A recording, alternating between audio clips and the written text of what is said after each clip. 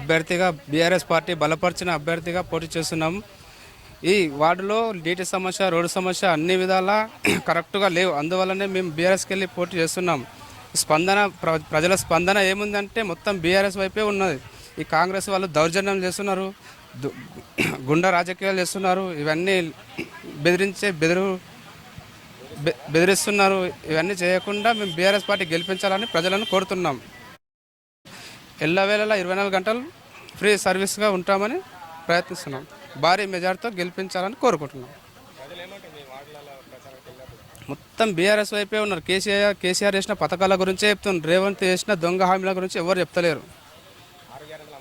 6 గ్యారెంటీలు ఒక్క అమలు కాలేదు, బస్సు తప్ప. ఇవి తులం బంగారం అన్నాడు, ఇందిరమ్మ ఇల్లు అన్నారు, ప్లస్ 2500 ఇస్తామన్నారు. ఇంట్లో అవి ఇస్తలేరు. ఏడొస్తున్నాయి, కాంగ్రెస్ వాళ్ళకే వస్తున్నాయి, టీఆర్ఎస్ వాళ్ళకి వస్తలేవు.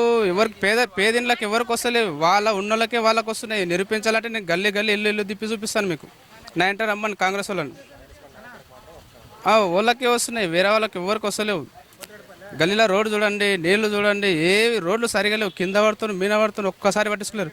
ఈరోజు కోసిగి మున్సిపల్ ఎలక్షన్లు ఉన్నందువల్ల ఈరోజు వచ్చి తిరుగుతున్నారు. ప్రతి ఒక్కరు తిరుగుతున్నారు కాంగ్రెస్ నాయకులు. ముసలిళ్ళకి నడవడానికి వస్తలేదు, ఏమొస్తలేదు. బీఆర్ఎస్ నుంచి 10 నుంచి 12 వాళ్ళు గెలుస్తాయని నమ్మకంతో ప్రయత్నిస్తున్నాం. చైర్మన్ బీఆర్ఎస్ పార్టీ, కాంగ్రెస్ అయితే ఏం రాదు. శివకుమార్, నేను కోస్గి మున్సిపల్ 14వ వార్డు నుంచి బీఆర్ఎస్ పార్టీ నుంచి పోటీ చేస్తున్నాను.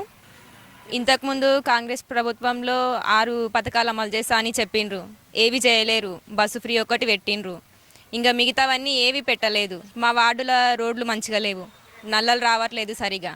ముందు కేసీఆర్ నల్లలు వస్తుండే, ఇప్పుడు అవి కూడా రావట్లేదు. అవి సరిచూడాలని, ఒకవేళ నన్ను మంచిగా గెలిపిస్తే నేను అవి మా వార్డులో ఏ సమస్యలు ఉన్నా కూడా నేను అవి కంపల్సరీ చేస్తా. గట్టిగా ప్రయత్నం చేస్తున్నాం, గెలవాలనే గట్టిగా ప్రయత్నం చేస్తున్నాం. సో కంపల్సరీ గెలుస్తాం.